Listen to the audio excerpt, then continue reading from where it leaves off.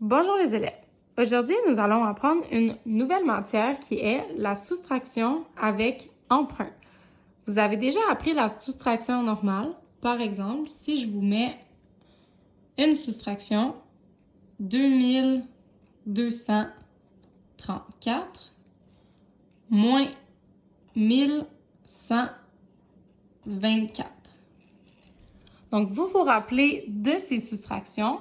Je rappelle, nous avons les unités à la droite, les dizaines ensuite, les centaines, puis les unités de mille.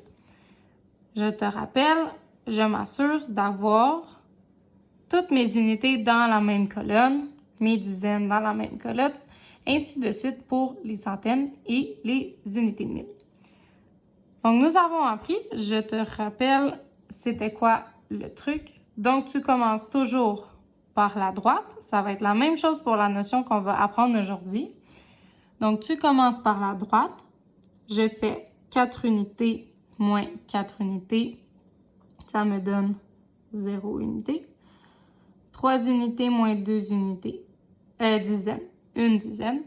2 centaines moins une unité. Moins une centaine. Une centaine, puis 2 unités de mille moins une unité de mille, une unité de mille. Donc, 1110. Aujourd'hui, nous allons avoir besoin de ton tableau des unités ici, puisque nous allons dessiner nos deux nombres dans ce tableau avec le matériel de base 10. Donc, je te dis la nouvelle soustraction que nous allons faire aujourd'hui. Donc, tu dois écrire dans ton cahier la soustraction suivante. 2243 moins 1326. Tu fais pause, puis tu écris dans ton cahier la soustraction que je t'ai demandé, comme tu as l'habitude de le faire.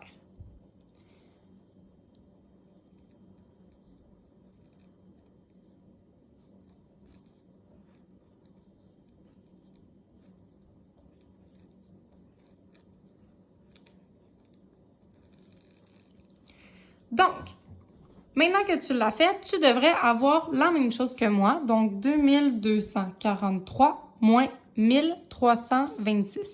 Assure-toi que tous tes chiffres sont bien alignés dans les bonnes colonnes.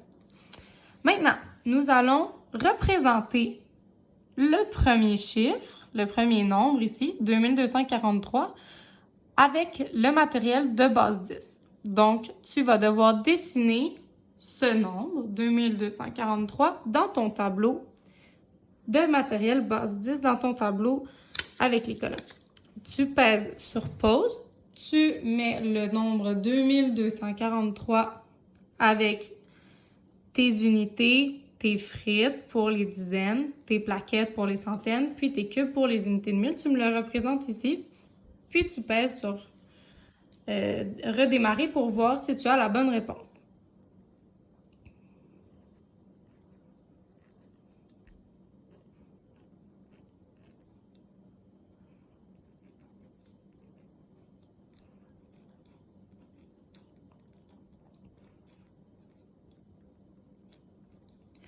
Donc, tu devrais avoir la même réponse que moi, donc avoir illustré le nombre 2243 dans ton tableau. Maintenant, nous voulons soustraire le nombre 1326. Je te rappelle, on commence par les unités. Donc là, je dois faire 3 unités moins 6 unités. J'ai un problème, il m'en manque. Je dois alors aller cogner chez le voisin. Tu te rappelles, les frites, nous pouvons les démolir, les casser en plusieurs unités. Et tu le sais, dans une frite, il y a 10 unités.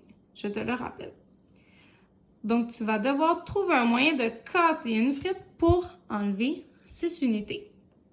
Et puis, me l'indiquer sur ton tableau. Donc, tu pèses sur pause pour le faire et tu regardes si tu as la bonne réponse. Donc, tu devrais avoir fait, il me manque des unités. Je vais alors venir emprunter une dizaine, une frite, puis la casser en plusieurs unités. En fait, en 10 unités. Donc, tu as 10 nouvelles unités puisque tu l'as cassé ici. Maintenant, je peux faire 3 unités moins 6 unités. J'avais mes 3 unités de départ et celles que j'ai rajoutées. Donc, j'en enlève 6. Si tu as fait ça, bravo, je te félicite. Maintenant, nous avons notre première réponse. Il me reste 1, 2, 3, 4, 5, 6, 7. Il me reste 7 unités. Donc, 3 unités moins 6, ça donne pas 7. Il faut que je me l'écrive ici aussi. Donc, dans mes dizaines, j'en ai cassé une pour la transformer. Je l'ai cassée, il m'en restait 3. Je vais voir tes traces aussi sur la soustraction, pas seulement dans ton tableau. Donc, il me reste 3 dizaines et j'ai ajouté une dizaine d'unités ici. Donc, maintenant, j'en ai 13. On a dit, il m'en reste combien? 13 moins 6, il m'en reste 7. Maintenant, dans ton tableau, tu fais les dizaines. Donc, 3 dizaines moins 2 dizaines. Ça, c'est assez facile. Tu n'as pas besoin d'emprunter. Tu en enlèves 2. Il m'en reste combien? Il m'en reste seulement une. 3 moins 2 donne 1. Donc, une dizaine. Ensuite,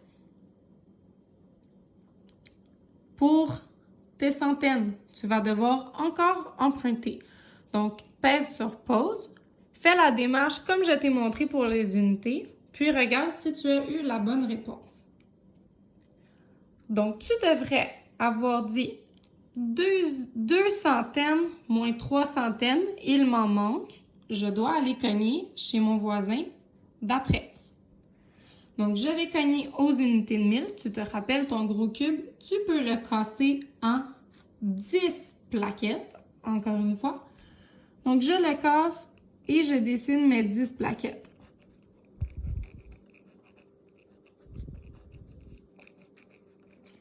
Si tu n'as pas fait comme moi, corrige-toi. Donc, j'ai mes 10 plaquettes d'ajouter et j'en avais 2 avant. Si on va voir ici, je dis, j'ai cassé les unités de 1000, j'en ai cassé une. Il me reste donc un cube, je l'écris ici. J'en ai donné 10, j'ai donné 10 centaines. À mes centaines, j'en ai donc 12. Je peux faire 12 moins 3. Je retourne dans mon tableau et j'en enlève 3, puisque c'est ce que la soustraction nous demande. Il me reste 1, 2, 3, 4, 5, 6, 7, 8, 9. Il me reste 9 centaines. Puis maintenant, pour terminer ta réponse, pèse sur pause et fais la soustraction des unités de 1000. Tu devrais faire une unité de 1000. On n'en a plus 2, on en a cassé une tantôt. Donc, une unité de 1000 moins une unité de 1000. Il m'en reste combien? 0. Tu n'es pas obligé de l'écrire, puisque le 0 en début ne veut rien dire. Donc, ma réponse, ici, me donne 917. Si tu n'as pas la bonne réponse, revois la capsule. Puis, tu devrais avoir le même résultat dans ton tableau.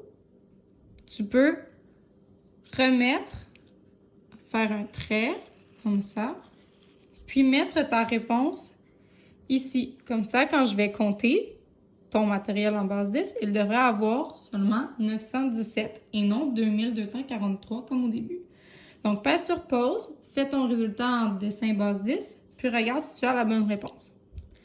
Tu devrais avoir ajouté 7 unités, une dizaine et 9 centaines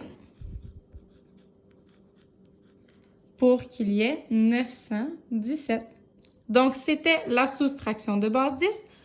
La soustraction avec emprunt, tu vas pouvoir te pratiquer davantage avec d'autres soustractions.